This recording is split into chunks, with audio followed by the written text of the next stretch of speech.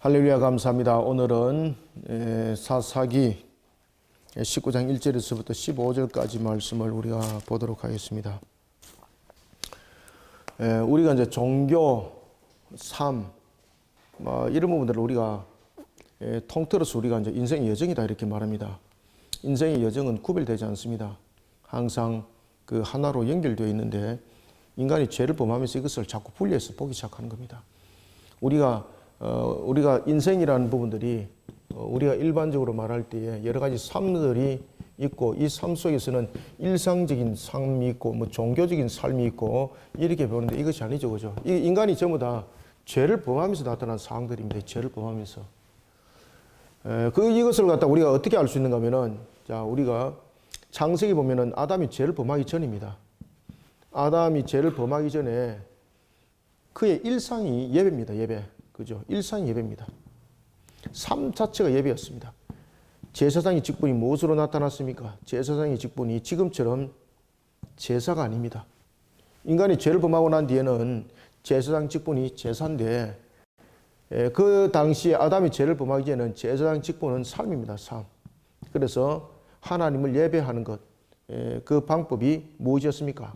가꾸어라는 겁니다. 섬김에 대한 부분들이 이 속에 나타나는 거죠. 그래서 가꾸어 섬김이라는 이 부분들은 무엇입니까? 일상입니다. 일상. 이 자체가 삶입니다. 삶.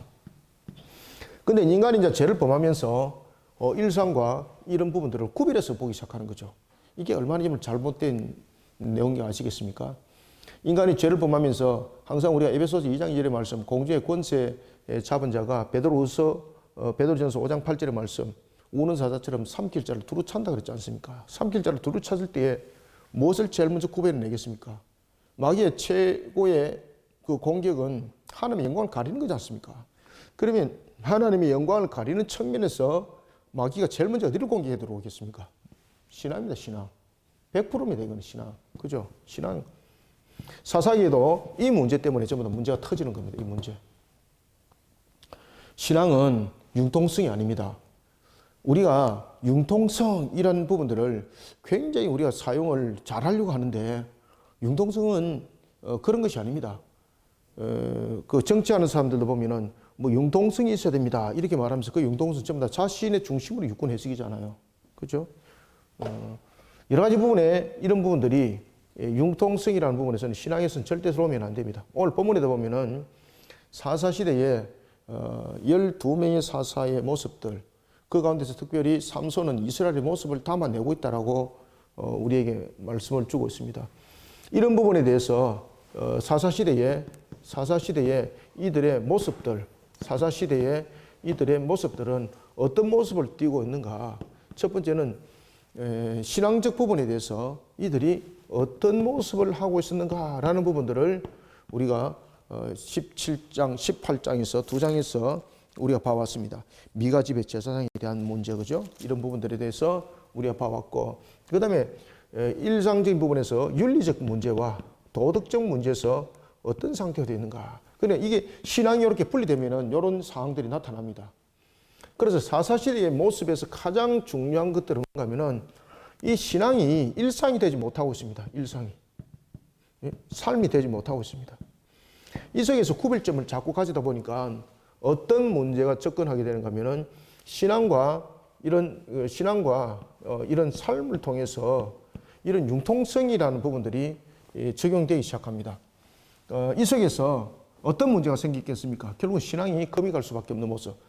오늘 본문에 등장하는 레위 사건이 바로 이 사건입니다. 이 사건. 자, 레위는 하나님께 기업으로 하나님께 드려진 자입니다. 하나님께. 그들은 세상 가운데서 기업을 찾는 자들이 아니라 그랬습니다. 그리고 하나님의 거룩을 훼손시키면 안 되는 것이죠. 이런 레위인이, 자, 여러분, 신앙이 여러 가지 부분에서 융통성을 발휘를 하게 됩니다. 신앙이 융통성을 발휘하게 되면 어떻게 되는가 딱 보십시오. 오늘 본문에 레위인이 딱 나타났을 때에 이 레위인이 첫 번째 무엇을 둡니까? 첩을 둡니다. 첩. 자, 여러분들, 레위인이 첩을 두면 됩니까, 이거? 이게 어디서 나타났습니까? 이게 신앙의 융통성에서 나타났습니다. 신앙의 융통성. 아시겠습니까? 자기들이 그냥 해석을 하는 겁니다. 자신들이. 신앙은 엄격해야 됩니다. 왜 그러냐면 우리가 죄인이잖아요. 우리가 죄인이기 때문에 우리 속에서는 신앙은 융통성이 나타나기 때문에 반드시 신앙을 버리게 되어 있습니다.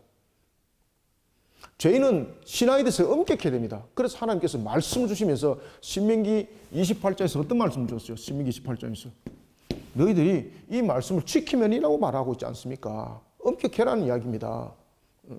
거기에 대해서는 우리에게 예외를 두지 말라는 겁니다. 그래서 하나님께서 성막을 지을 때도 그 크기, 그 높이, 그 다음에 거기에 무슨 도구를 써야 되는지, 어떤 재질을 사용해야 되는지 전부 다 이야기 다 하셨잖아요. 그죠? 신앙의 엄격성. 굉장히 중요한 것이죠. 왜냐하면 우리는 신앙에서 이런 엄격성을 지키지 못하면은 우리의 죄성이 항상 어디로 가는 겁니까? 신앙을 육군 해석해버려요. 융통성으로 가게 돼 있고, 결국은 우리가 베드로전서 5장 8절의 말씀, 우리가 그냥 마귀 입으로 그냥 스스로 그냥 들어가 버리는 결과가 된다니까. 오늘 본문의 레위인이 딱 그 모습입니다. 처벌도서는 안 되죠. 그죠? 하나님께서 아담에게 아내를 둘을 떴나요? 셋을 떴나요? 하와라는 갈비뼈를 하나를 취해서 하와를, 여자를 하나님께서 창조했지 않습니까? 인간이 죄를 범하면서 나타났던 상 중에서 제일 먼저 첫 번째 성적 타락이 왔죠. 그죠? 인간이 죄를 범하면서 제일 먼저 나타났던 것이 성적 타락의 문제였습니다. 그 성적 타락의 문제가 오늘 본문에도 그대로 나타나죠. 그죠? 그 다음에 두 번째는 무엇입니까? 인간이 성적 타락으로 나타나는 것이 아니라 여러 가지 규범에서 하나님의 말씀을 어기기 시작하는 거죠. 성적 타락이 오면서 자신을 숨기고 하나님 앞에 자신의 죄를 전부 다 가증스럽게 말이지 덮어서 위장시키고 이런 것들이 나타나지 않습니까? 그래서 성적 타락뿐만 아니라 인간에게 나타났던 부분들은 이 죄가 이제 다양성 속에 모든 부분들이 부패가 무엇으로 나타납니까? 타락으로 나타나기 시작하는 겁니다. 타락으로. 그러면서 이제 처벌 두는 거죠. 처벌. 그러면서 신앙으로 돌아보는 것이 아니라 융통성으로 그냥 돌아보면서 그 당시에 이것이 통령적인 부분에서 받아들여졌다는 겁니다. 여러분 느헤미야 13장에 보면은 느헤미야가 그 이스라엘 백성들이 이 안식일도 범하고 막 그런 일들이 막 생기거든요. 그럴 때에 제일 먼저 그가 어디부터 시작하는가 하면요. 원천에서부터 출발합니다. 개혁을 일으킬 때 어디부터 출발할까요? 신앙의 줄기가 어디로부터 나옵니까? 성전으로부터 나오죠. 제일 먼저 성전 정화시킵니다. 그래서 그 당시에 어떤 정도 썩어 빠졌는가 하면은 제사장이 엘리야십이라는 제사장이 그가 성전 방을 11조를 두는 그 방에 도비아를 그 속에 두고 막 이런 식으로 나타나고 있고 그 다음에 자신의 한 아들을 산발랏의 사위가 되게 만들고 이런 일들이 벌어집니다. 느헤미야가 이것을 전부 다 척결시킵니다. 그때에 그 성전 정화의 영향이 백성들에게 가는 겁니다. 그러니까 성전이 똑바르게, 다시 말하면 신앙의 규범이 똑바로 세워지니까 백성들이 태도가 달라지는 거예요. 그러면서 백성들이 하나님 앞에 예배 가운데 나오기 시작하고 그리고 안식일을 바르게 지키기 시작하고 그러면서 신앙의 11조를 다시 드리기 시작해요. 이런 회복의 역사들이 일어나는 것을 봅니다. 그래서 신앙의 원점을 바로 회복시켜야 되는데 이 문제들입니다. 우리들의 신앙도 마찬가지입니다. 우리들의 신앙에 우리들의 삶들의 모습들을 돌아보기 위해서 제일 먼저 우리는 항상 점검해야 될 것이 있는데 나는 예배자인가? 아시겠습니까? 예배가 얼마큼 중요한가 하면은 아담의 본질이 예배잖아요. 삶이 예배였거든요. 제사장에. 근데 인간이 죄를 범하면서 이것이 제사 제도로 나타나면서 마치 구별된 것처럼 이야기를 하고 있는데 구별되질 않았죠. 왜냐하면 이 제사장은 이제 앞으로 인간이 죄를 범함으로 있어서 하나님께 나갈 수 없는 방법을 하나님께서 길을 가르쳐 준 거거든요. 하나님께서 은혜를 베푸시면서 길을 열어준 것이거든요. 근데 이것을 갖다 구별로 보기 시작하는 거예요. 인간의 죄성이. 참 고약하죠. 이게 인간의 죄성입니다, 여러분들. 하나님께서 은혜를 베푸사 하나님께 나갈 수 있는 길을 은혜를 베푸셨는데 이거는 이제 구별점으로 보기 시작하는 겁니다. 이 속에 또 하나는 이 신앙이 삶을 통해서 그 당시의 문화 속에 하나의 융통성이라는 부분들로서 나타나기 시작하는 겁니다. 그러면서 레위인이 말도 안 되는 첩을 그가 드렸다는 사실입니다. 그 다음에 이 첩이 또 어떤 첩입니까? 오늘 본문에 나타나고 있는 2절에 보시면은 굉장히 재미있는 이야기를 하고 있는데 이 여인이 행음을 했다고 그러잖아요. 근데 이 여인이 행음을 했을 때에 이 행음이 우발적이었을까요? 아니면은 계획적이었을까요? 이 행음이 단회성으로 끝나지 않습니다. 히브리 원어에 보면은 이 행음이 단회성으로 끝나지 않고 연속성으로서 딱 해석하고 있습니다. 한글 성경에서는 이런 부분들이 이제 표현이 안 되지 않습니까? 행음하고라는 부분에 대해서 이야기를 할 때에 히브리 원어에서는 어떤 단어를 쓰고 있는가 하면은 오늘 이 본문 속에서 나타나고 있는데 와티스네라는 이 단어를 딱 쓰고 있는데 그것은 뭔가 하면은 이 여인이 첩으로서의 행음을 반복적으로 했다는 뜻입니다. 반복적으로. 그죠? 행음을 반복적으로 했다는 것은 무엇입니까? 반복적으로 했다는 것은 이것이 하나의 받아들였다는 것이고 이것이 지속성을 이루고 있다는 것이고 어떤 측면에서 이 행음이 마치 계획적인 것들 모습 속에서도 비춰보고 있는 이런 모습. 이 속에 이제 문제가 이제 터진 겁니다.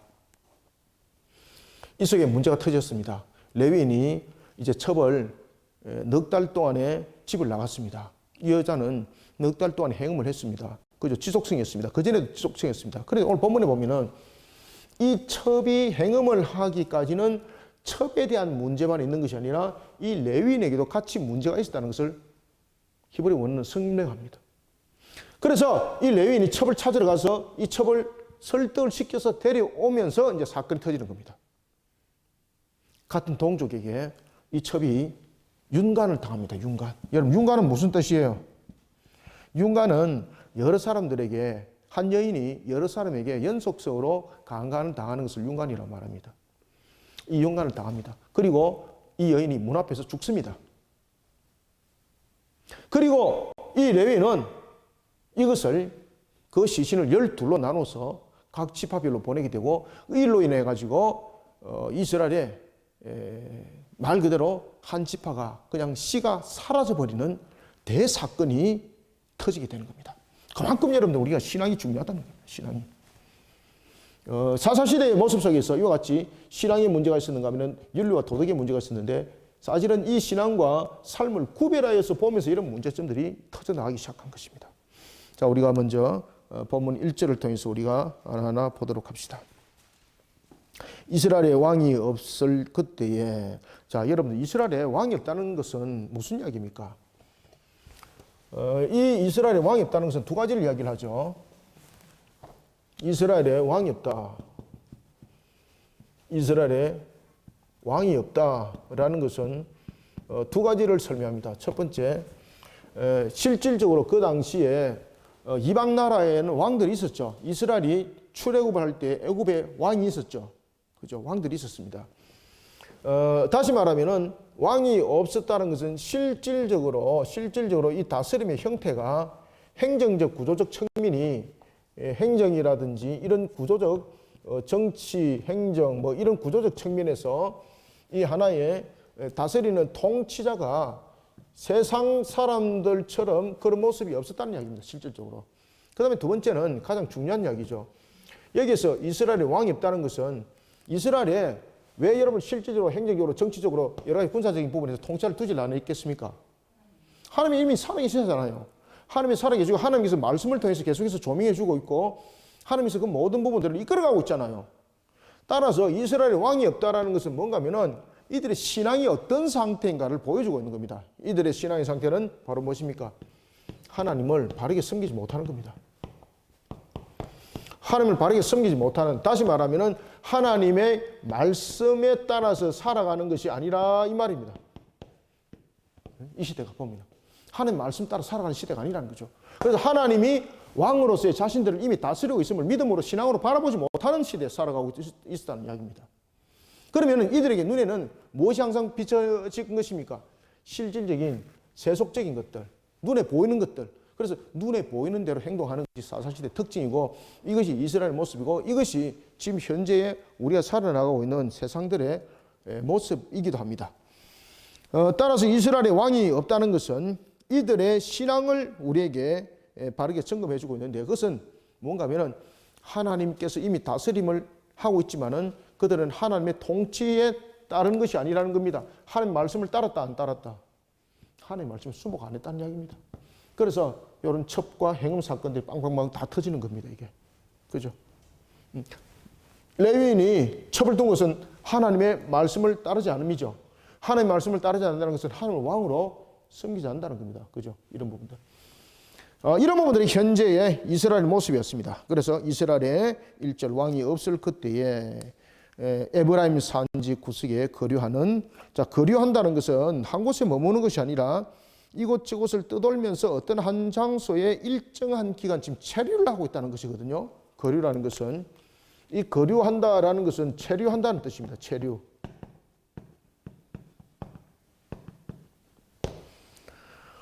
체류한다라는 것은 그곳에서 그 일정한 기간 동안의 체류를 말하는 것이지, 원래 그곳에서 기존적으로 그들이 삶을 살았습니다, 이런 부분들을 말하고 있는 것이 아닙니다. 그럼 그때 에브라임 산지 구석에 거류하는 어떤 레위인이, 자, 여러분, 레위는 거류를 해야 되나요? 아니면은 하나님께서 지정하신 성읍에 머물러야 되나요? 머물러야 됩니다, 성읍에. 그럼 이 전반적 문제가 생겼다는 이야기죠. 그럼 그들이 왜 하나님께서 기업을 허락하실 때에 12지파를 통해서 6개의 도피성과 그 다음에 42개의 각 지파별로 기업을 총 48성읍을 성읍 속에서 레위인들은 거해야 되는 거죠. 그런데 왜 이렇게 거류민들이 생기는가 하면 문제가 생겼다는 이야기입니다. 왜냐하면 이스라엘 전체적 측면에서 이들이 신앙 속에서 온전히 행하지 못하고 있다 보니까, 쉽게 말하면 이 48성읍에 각각에 드려져야 될 또한 예물도 있었을 것이고, 이런 부분들이 원활하지 못하다 보니까 이 레위인들이 그곳에서 먹고 사는 것이 문제가 됐던 겁니다. 그래 그곳을 떠날 수밖에 없던 것인 거예요. 미가 집 안에 있었던 그 사건, 그죠? 여러분이 이제 잘 아시는 것처럼 그 미가에 있었던 그 제사장이 누구였는가? 이제 뒤에 딱 밝히지 않습니까? 뒤에 밝힐 때 누구의 후손이었다고 이야기를 하고 있습니까? 모세의 손자였더라. 모세, 그죠? 기가 막힌 일들이 이렇게 거류할 정도로 이 드려질 예물들이 없다는 이야기죠. 그리고 드려질 예물들에도 문제가 생겼다는 이야기죠. 다시 말하면 신앙이 무너져 버리니까 이렇게 드려진 예물조차도 모든 것을 등한시하게 되고, 이런 문제 속에서 레위인들이 살아나갈 길이 없잖아요. 그러니까 레위인들이 떠나는 거예요. 먹고 살 길을 찾아가는 거예요. 그래서 오늘 본문에 보면 거류민이라고 딱 나타나는 거예요. 거류한다. 그런데 그런 거류 생활을 하는 레위인들 가운데서도 보면은 좀 이렇게 이제 특출한 사람들이 있었겠죠. 그죠? 뭐 재능이 좀 있다든지 이렇게 해서 부를 축적한 사람들이 있었습니다. 오늘 본문에 레위는 바로 그 한 사람 중에서 한 사람입니다. 이러면서 이제 부를 축적했던 사람이었습니다. 그 부를 또 축적하다 보니까 세상에서 하는 사람들과 똑같은 행동을 하는 거예요. 첩을 두면서 누리는, 이런 속에 갔더라는 겁니다. 자, 어떤 레위 사람이 유다 베들레헴에서 첩을 맞이하였더니, 레위인이 첩을 맞이하면 안 되죠. 그런데 첩을 맞이하였다라는 것, 레위인으로서 분명히 율법을 지금 어겼다는 것. 그 다음에 두 번째는 레위인으로서 지금 자신이 지정한 장소에 머물지 않고 거류하고 있다는 것. 그죠? 이런 부분. 이런 부분 속에서 그가 베들레헴에서 첩을 맞았다라고 말하는 겁니다. 에브라임 산지에서 거류하는데 첩은 어디에서 맞이했다? 베들레헴에서. 그죠? 베들레헴에서 첩을 맞았다. 그 첩이 2절 보면 행음하고라고 말하고 있는데, 여기서 행음하고라는 것은 제가 아까도 말씀드렸던 것처럼 한글로 제가 그냥 쓸게요. 이게 이제 무슨 뜻인가 하면은 이제 행음을 했다는 이야기인데, 이 행음을 그냥 단순하게 행음을 하는 것이 아니라 이 행음이 지속성을 가지고 있었다는 겁니다. 지속성을. 어떤 측면에서는 계획적이고 반복적이고 이런 지속성입니다. 이게 아주 못된 짓이라는 것이죠. 그죠? 그런데 이 여인이 왜 그런 행동을 했을까라는 것입니다. 이 여인이 행음을 했을 때에 이 행음이라는 것은 육적인 부분에서 육신의 그 즐거움만, 쾌락만 가지고 이 여인이 행음을 했는가? 문제는 이 레위인에게 있다는 겁니다. 함께 있다는 겁니다. 그것을 뒤에 3절에서 이야기를 합니다. 자, 보겠습니다.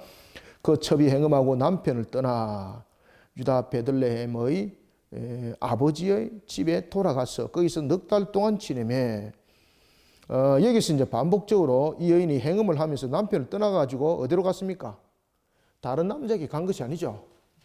다른 남자에게 간 것이 아니라 자기 본가로 돌아갔습니다. 이 소식을 이제 이 레위인이 듣고, 자, 오늘 본문에 보면 3절에 제가 말씀드렸죠. 3절에 보면은 레위인이 지금 이 여인에 대해서 돌이키기 위해서 오늘 본문에 보면 굉장히 재밌는 이야기를 하나 하고 있습니다. 그것은 뭔가 하면은 3절 한번 보세요. 그 여자에게 다정하게 말하고 라고 말합니다. 여자에게 다정하게 말하고. 여기 무슨 말일까요? 여러분들, 이 여인이 행음하고 있습니다. 지금 집을 떠난 지 얼마 됐다고요? 넉 달. 그 다음에 이 행음이 한 번의 실수로 나타난 것이 아니라 반복적으로 계속 일어나고 있습니다. 그런데 이 여인에 대해서 다정하게 이야기해야 될 이유가 있습니까? 아니잖아요. 그죠? 말 그대로 첩에 대해서 이 행음에 대한 부분들이 만약에 묻는다면 이 여인에게 생명으로 그 문제를 접근해야 되는 거지 않습니까? 그런데 여기서 다정하게 말했다는 것은 뭔가 하면은 마음의 해묵은 감정을 해소시켰다는 겁니다. 첫 번째, 마음의 감정. 마음의 감정을 어떻게 했다는 겁니까? 해소시켰다는 이야기입니다. 그러면은 이 속에서 이제 답을 주고 있습니다. 이 여인이 행음을 하는 단계까지 접어들기까지는 레위인의 문제도 있었다는 이야기입니다. 그러면은 예를 들면은 이 레위인이 이 첩을 하나로 맞이했을까요? 아니면은 이 첩 외에 또 여러 가지 부분에 대해서 이런 성적 문란들이 일어났을까요? 이 레위인도 이 첩을 하나로 만족하는 것이 아니라 이 첩을 마치 성적 도구로만 그냥 바라봤던 겁니다. 그러면서 여러 가지 부분들에서 문제가 생겼던 것이죠. 그러면서 여기서 마음의 해묵은 감정이라는 것은 말 그대로 위로한다는 뜻이거든요. 여기서 그러면은 그 첩의 행음과 그 첩의 행음에 대해서 위로를 한다는 것은 이 첩이 행음을 하는 기까지는 그 책임이 누구에게 더 있는가 하면 사실 레위인에게 있었다는 이야기입니다. 그래서 이 여인이 행음을 하게 됐던, 물론 본질적인 부분도 문제가 있었습니다만은 이 레위인으로 인해서 이게 레위인의 문제점이 있었다는 이야기입니다. 여기 레위인의 문제점들은 여러 가지가 있었겠죠, 그죠? 성적인 문제도 있었을 것이고, 그 다음에 여러 가지 또한 환경적 문제의 요소도 만들어 놓은 것이 있었을 것이고, 이런 문제점들 속에 이 여인이 돌이킬 수밖에 없고, 돌아설 수밖에 없고, 이런 모습이 됐다는 이야기입니다. 이 여인이 이와 같이 문제를 일으키면서 돌이키고 있을 때에 그 레위인이 이 여인을 찾아갑니다. 3절, 그의 남편이 그 여자에게 다정하게 말하고 그를 데려오고자 하여 하인 한 사람과 나귀 2마리를 데리고, 자, 여러분들, 행음한 여인인데 나귀에 지금 태워옵니다. 그죠? 나귀에 태우려고 지금 나귀에 둘을 지금 몰고 왔습니다. 그 다음에 또한 그가 쉽게 말하면은 이 여인의 집을 찾아갔을 때에 종이 하나고 나귀가 둘이라 그랬습니다. 그러면은 이 나귀에 빈 것을 실어 갔을까요? 아니면은 나귀에 다른 여러 가지 부분에서 예물을 쉽게 말하면은 물질을 싣고 갔을까요? 그냥 빈 거로 갔을까요? 물질을 싣고 갑니다. 왜 그런가 하면은 여자의 마음을 돌이켜야 되잖아요. 그 다음에 여자의 마음만을 돌이키는 것이 아니라 그의 아버지였던, 자기로서는 레위인의 장인이었던 이 문제까지 해결해야 되는 문제거든요. 그래서 이 나귀에게 이 여인의 마음을 풀 수 있는 정도의 물건을 싣고 갔다는 이야기입니다. 행음한 여인인데. 그렇죠? 그러면은 레위인에게 문제가 분명히 있었다는 이야기죠. 이 여인이 그렇게 행음을 할 수밖에 없는 단계 부분에 대해서 발단이 여기서 왔다는 이야기입니다. 그죠? 같이 함께 합작 작품이라 이렇게 보시면 되겠습니다. 그를 데리고 오기 위해서 하인 한 사람과 나귀 2마리를 데려갔습니다. 그리고 가며 여자가 그를 인도하여 아버지의 집에 들어가니 그 여자의 아버지가 그를 보고 기뻐하니라. 4절, 그의 장인 곧 그 여자의 아버지가 그를 머물게 하며 그가 며칠 동안 3일 동안 그와 함께 머물며 먹고 마시며 거기서 유숙하다가, 여러분들, 자, 여기서 한번 질문 한번 해볼게요. 왜 여러분들 이 장인이 그를 3일 동안 유숙하게 했을까요? 그리고 왜 이 레위는 3일 동안 유숙했을까요? 왜 그랬을까요? 지금 3일 동안에 보면은 이 레위인이 당장 자신의 그 첩을 데려가지 않지 않습니까? 그러면 3일 동안이라는 부분들은 서로 어떤 부분에서는 통용적 부분들이라 볼 수가 있는 거죠. 이게 이방인들의 풍습입니다. 이게 이방인들은 오늘 본문에 보면은 자신이 어떤 한 가정에 이렇게 방문을 했지 않습니까? 그러면 3일을 머뭅니다. 3일을 머물 때에 3일을 머무는 이유가 있는데, 첫째 날. 첫째 날에는 어떤 것들을 이야기를 하는가 하면은 이 3일 동안 머무면서 서로 환영을 하고 서로 상대방의 집안의 안부를 묻고 이런 겁니다. 서로 환영하고 그 다음에 서로 안부를 묻고 그 다음에 그 집안에 대해서 이야기를 하는 이것이 첫째 날의 내용입니다. 그 다음에는 둘째 날에는 이게 이제 그 이방인들의 그 풍습이었습니다. 이방인들의 풍습입니다. 그 다음에 둘째 날에는 잔치를 이제 베풀어요. 잔치를.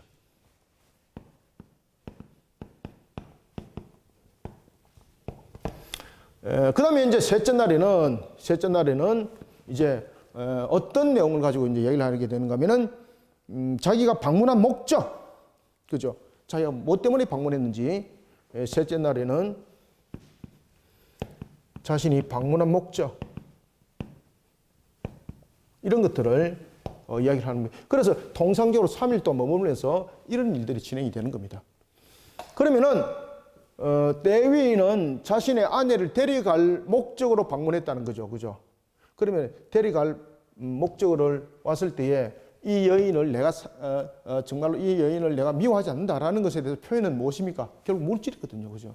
그래서 이제 이 속에서 잔치를 이제 배설하고 이 관계 속에서 이튿날, 3일날 이 속에서 이제 물질이 이제 주어지겠죠. 그죠? 그때에 오늘 본문에 보면은 이렇게 말합니다. 3일 동안 유숙했습니다. 먹고 마셨습니다. 그래서 여기서 함께 먹고 마셨다는 것은 이 절차가 진행됐다는 이야기입니다. 여기 이방인들의 풍습이거든요. 이방인의 풍습대로 진행되었습니다. 이 말입니다. 이방인의 풍습대로 진행되었습니다. 그러면 넷째 날 아침에 이제 떠나야 되는 거잖아요. 자기 이제 목적을 이야기했지 않습니까? 그럼 이제 첩을 데리고 이제 떠나야 됩니다. 근데 아버지가 염려가 생기죠. 왜 그런가 하면 첩이죠. 그죠? 그 다음 두 번째, 행음을 한 문제가 있죠.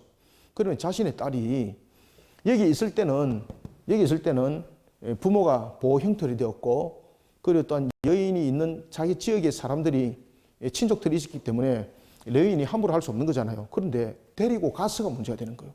데리고 왔을 때에 행음에 대한 부분들을 문제를 묻고, 그리고 또한 여러 가지 부분에서 문제를 물어서 생명을 해할 수가 있는 거지 않습니까? 이 문제들을 해결하기 위해서 아버지가 계속 동안 유지를 시킵니다. 유숙을 시킵니다. 자, 봅시다. 그래서 5절 보면은 넷째 날 아침에 일찍 일어나 떠나고자 하매 그 여자의 아버지가 그의 사위에게 이르되 떡을 조금 먹고 그대의 기력을 도운 후에 그대의 길을 가라 하니라. 이 말은 사위와 딸이 이전에 굉장히 불화한 게 있었지 않습니까? 이 불화관계로 인해서 사인 감정이 여전히 있을 수도 있다는 거죠. 그럴 때 이제 집으로 돌아가게 되면은 이것이 이제 사건이 터지게 되면 딸의 생명은 보존받을 길이 없는 거잖아요. 그죠?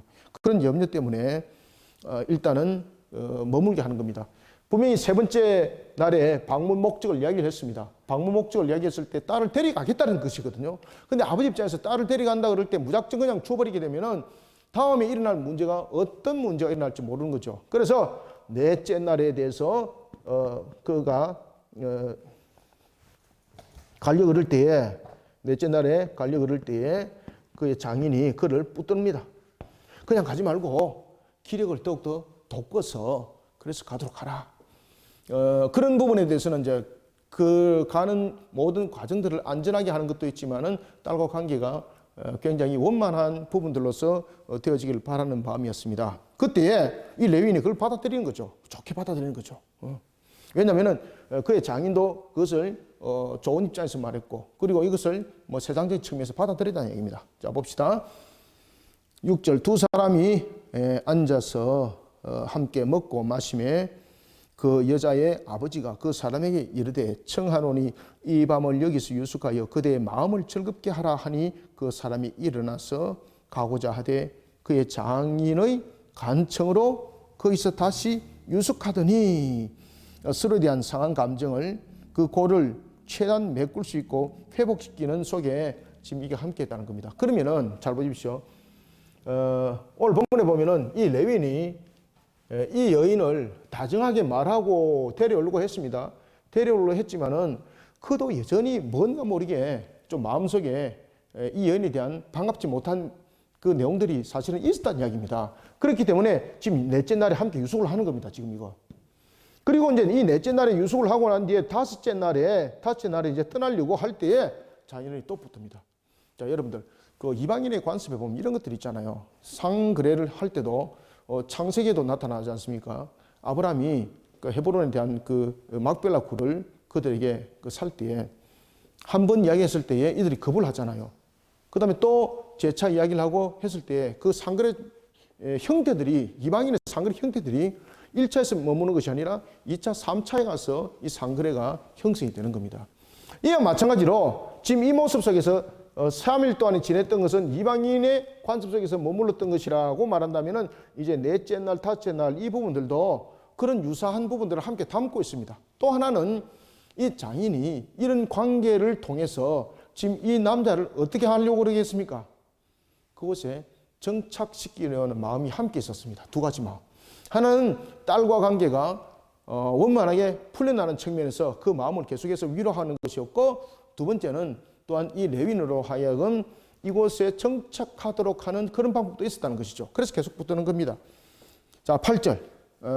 예를 들면 야곱 사건도 그런 거잖아요. 그죠? 야곱 사건도 보면은 그가 당장 고향으로 떠날 것 같았지만은 결국은 그가 레아와 라헬에 대해서 결혼 지참금이 해결해야 될 문제, 그죠?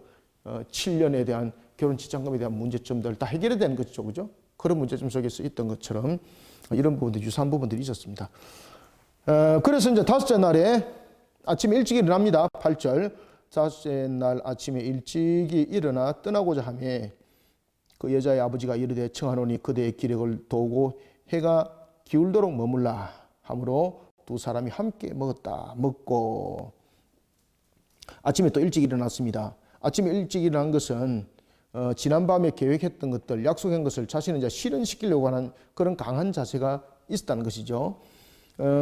해가 기울도록 머물라 하므로 두 사람이 함께 먹고 9절 그 사람이 첩과 하인과 더불어 일어나 떠나고자 하매 그의 장인 곧 그 여자의 아버지가 그에게 이르되 보라 이제 날이 저물어가니 청하건대 이 밤도 유숙하라.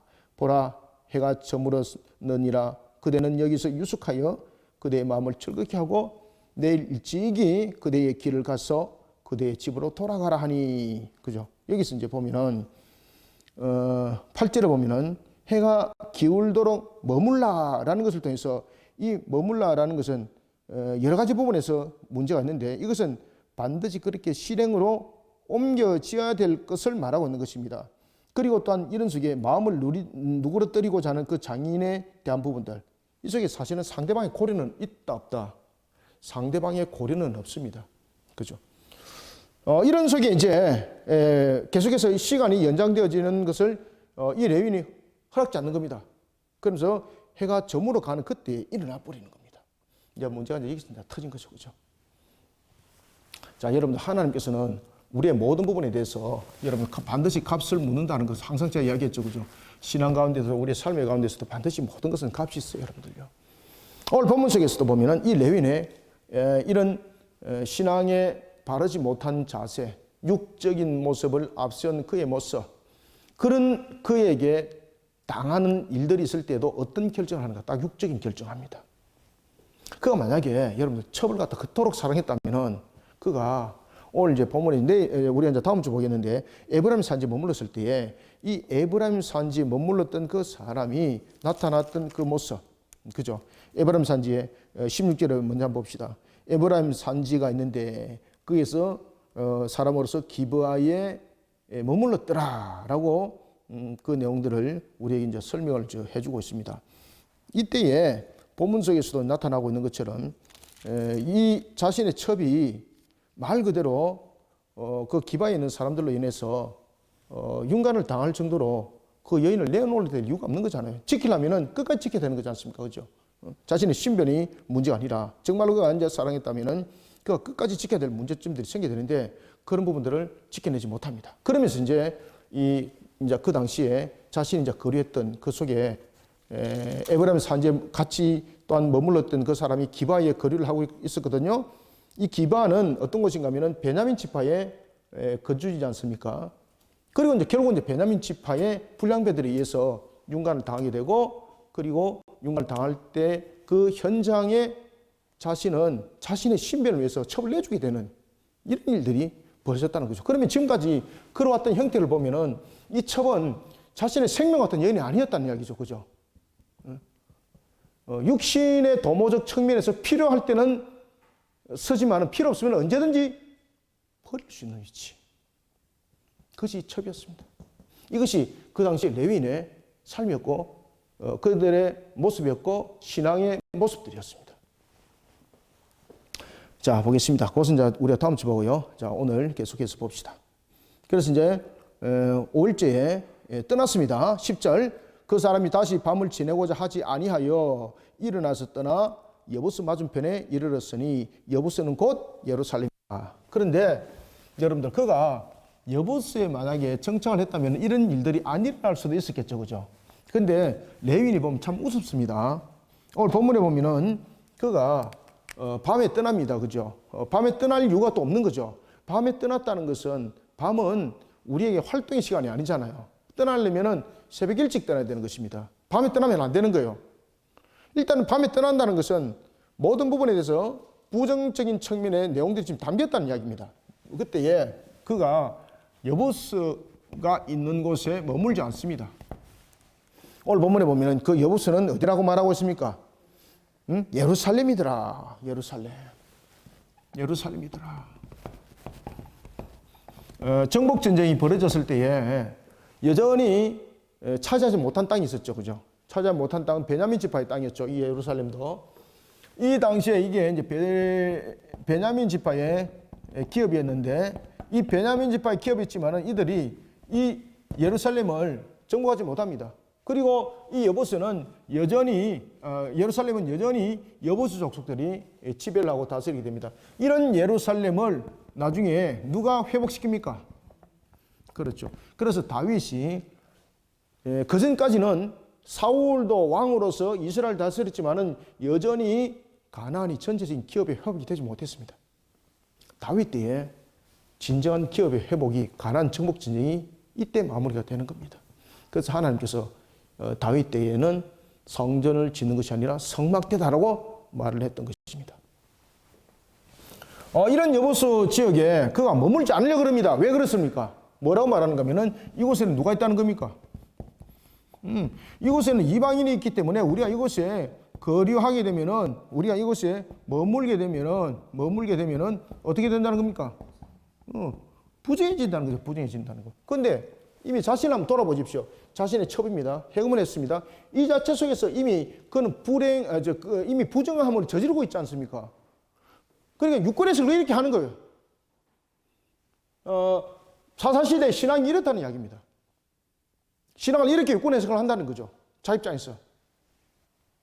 여러분들, 오히려 자신의 모습이 더 부정하지 이 지역에 머무는 것이 부정한 것이 아닌 거예요. 이런 속에 그가 여부스들이 머무는 예루살렘을 그가 거주하지를 거부를 한 겁니다.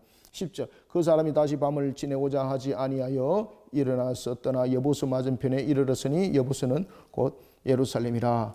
안장 지운 낙이 2마리와 첩이 그와 함께 하였더라. 11절. 그들이 여부스에 가까이 갔을 때 해가 지려 하는지라. 종이 주인에게 이르되 청하건대 우리가 돌이켜 여부스 사람의 이 성읍에 들어가서 유숙하십시다 하니, 종이 더 현명하지 그죠? 돌이켜서 여부스로 갑시다 이렇게 말하니까 딱 레위인이 뭐라고 말합니까? 우리가 부정하게 얘기를 받을 수가 있으니 우리가 그곳에 가면 안 되고 어디로 가야 된다는 겁니까? 기바나 라마 중에서 가야 된다. 기바나 라마 중에서 가야 된다.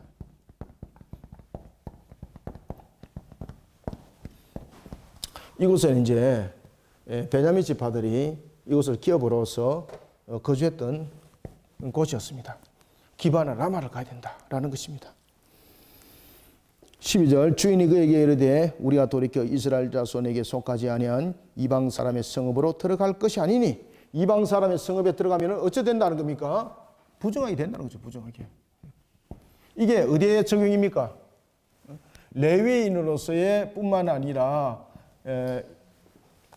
하나님께서 그들에게 줬던 바로 시내산 언약 속에서 시내산 언약 속에서 이 부분들을 이야기를 하고 있는 거죠. 그런데 여러분들 시내산 언약을 통해서 말씀을 줄 때도 이런 이방인들이 거주하는 곳에 거주하게 되면 너가 부정하게 된다라는 말씀은 613가지 법도와 규례 속에는 없는 거예요. 그죠? 이들이 자신들이 만들었던 그런 유전과 같은 모습 속에서 신앙들이 이렇게 만들어졌다는 이야기입니다.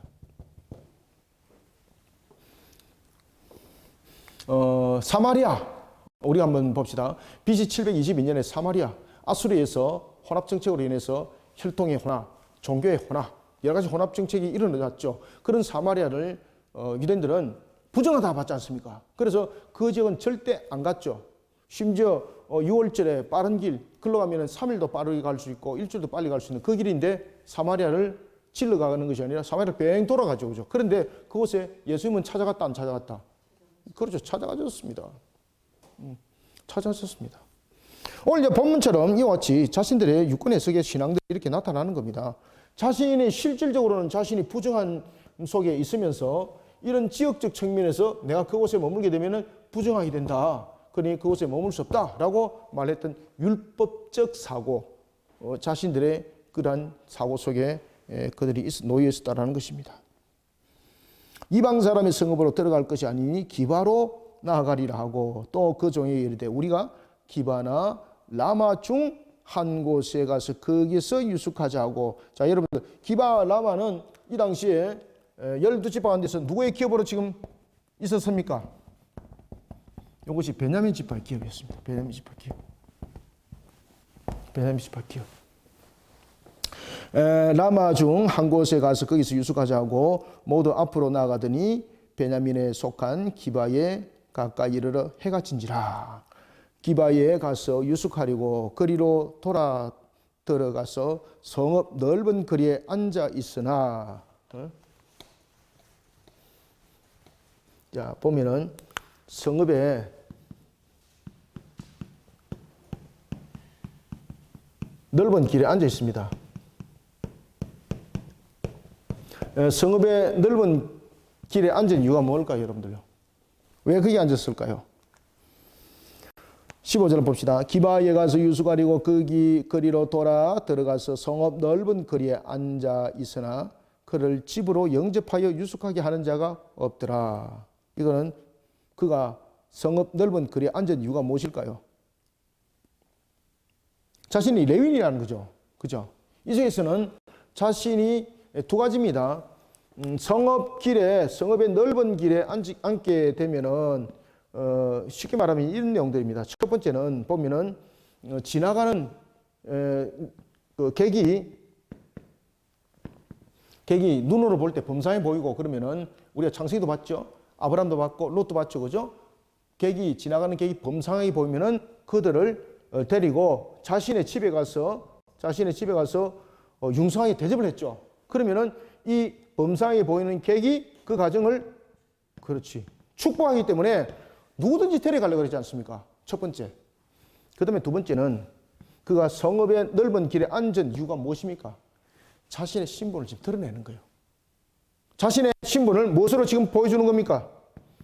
자신의 신분이 레위인이라는 것을 보여주는 거죠. 그러면 레위인은 말 그대로 그 레위인으로서의 자신이 섬김을 받을, 그리고 또한 레위인으로서는 율법을 가르치는 자리에 있고, 그리고 또한 기브아에 있는 사람들로 하여금 자신을 레위인으로서 영접해 주기를 바라는 거죠. 그죠? 영접해 주기를 바라는 거죠. 이와 같이 레위인으로서 영접해 주기를 바라기 위해서 이와 넓은 길에 그가 앉았던 겁니다. 그런데 그 당시의 신앙을 보십시오. 아무도 그를 맞이하지 않습니다. 쉽게 말하면 이 신앙에 대한 문제는 레위인의 문제만이 아니라 모든 이스라엘 모습들이 그렇게 그 당시에 그들이 신앙적으로 완전히 도태되어졌고 부패되어졌고 타락되어진 그런 신앙 속에 있었다는 이야기입니다. 분명히 레위인이 그 성읍의 넓은 길에 앉았습니다. 그러면은 이 레위인을 섬겨야 되고 이 레위인을 받아들여야 되는 것이 분명한 이야기입니다. 그런데 아무도 그를 못 본 채 하는 겁니다. 이건 뭔가 하면은 아무도 이와 같이 그 당시에 하나님의 말씀에 입각하여서 레위인들을 레위인으로 취급하지 않았다는 이야기입니다. 그러니까 이 레위인도 거류민이 있잖아요. 그죠? 우리가 미가의 지배에 당도하여서 그 가정에서 제사장을 지냈던 모세의 손자도 마찬가지죠. 자신이 어디 있을 곳이 없는 거잖아요. 그러다 보니까 찾아가서 간 곳이 미가의 집이었고, 그렇다면 미가의 집에서는 단 지파들이 너가 한 가정의 제사장이 되기를 원하느냐, 아니면 지파의 제사장이 되기를 원하느냐라고 말했을 때 지파의 제사장이 되는 것은 모든 것이 안정적이잖아요. 그래서 그의 선택이 이런 식으로 갔다는 이야기입니다. 이런 신앙들의 모습들 오늘 본문 속에서도 함께 비춰주고 있습니다. 그가 성읍의 넓은 거리에 앉았지만 아무도 그를 영접하는 사람이 없더라. 이거는 기바, 이 사람들이 자신을 그냥 단순하게 영접만 아니한 것이 아니라 말 그대로 하나님의 율법을 무시하는 시대였다 이 말입니다. 베냐민 지파에 있는 그들도 하나님의 율법을 어떻다? 그렇죠. 여기서 이제 사건이 터진 겁니다. 이렇게 하나님의 율법을, 그걸 좀 똑바로 적을게요. 하나님의, 이게 중요한 내용입니다. 하나님의 율법을 지금 이게 무시했다는 이야기입니다.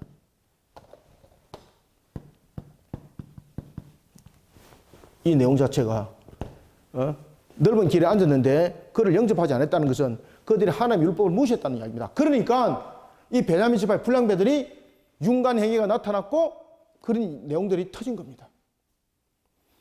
자, 오늘은 우리가 이와 같이 이제 15절까지만 하고 이제 다음 주에는 이제 그 본격적인 내용들을 우리가 보도록 하겠습니다. 그러면서 이제 베냐민 지파가 족보가 여기서 완전히 사라져 버리는 사건이 벌어지게 됩니다.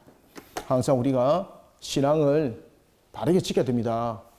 우리가 주일날 예배뿐만 아니라 우리의 모든 우리가 신앙은 남들이 보여주는 것이 아니거든요. 자신이 하나님 앞에 나타나는 모습이거든요. 그럴 때에 신앙의 지도자가 신앙을 지도해 주면은 그 신앙을 자꾸 육군해서 하지 마시기 바랍니다. 바르게 신앙하시고 이 바르게 신앙하는 속에서 여러분 하나님께서 우리에게 이미 축복하신 그 축복은 그렇게 누리는 겁니다. 우리가 오늘 이 본문들을 잘 여러분들 우리 속에 적용을 시켜야 됩니다. 이게 다른 사람의 내용이 아닙니다, 이게. 그래서 우리가 오후 예배도 좀 우리가 근본들을 바로 좀 세우고 이렇게 나가실 바랍니다. 신앙에 눈치 보지 마시고 신앙은 바르게 행하는 겁니다. 오늘도 본문의 말씀을 상감 반죽이 잘 새기시기를 주님의 이름으로 축원합니다. 하나님 감사합니다. 주께서 오늘도 우리를 붙들어 주시고 은혜 장중에 이끌어 인도해 주시니 감사합니다. 레위인의 모습과 첩의 모습을 그리고 또한 기바의 모습들을 우리가 함께 비춰봤습니다. 그때는 왕이 없더라 라는 부분들이 무엇을 말하는지, 신앙에 하나님의 말씀이 없고 삶에 하나님의 말씀이 없으니 모든 부분들은 겉도는 모습이었습니다. 주를 향하여서 나가는 모습이 아니라, 하나님을 향해서 나가는 모습이 아니라 마치 주를 향한다 하면서 옆으로 옆걸음치는 모습이었던 것을 봅니다. 하나님 오늘도 우리의 신앙과 근본들을 말씀 안에 바르게 세우고 말씀 안에 바르게 동에 메어서 하나님의 영광의 꽃을 활짝 피어나가는 우리 모두가 되게 하여 주옵소서. 주신 말씀 속에 살아있게 하시고 주신 말씀 속에 열매 맺는 자들이 되게 하여 주시고 주신 말씀 속에 순복하는 자들이 되게 역사하여 주옵소서. 예수님 이름으로 기도드렸나이다. 아멘.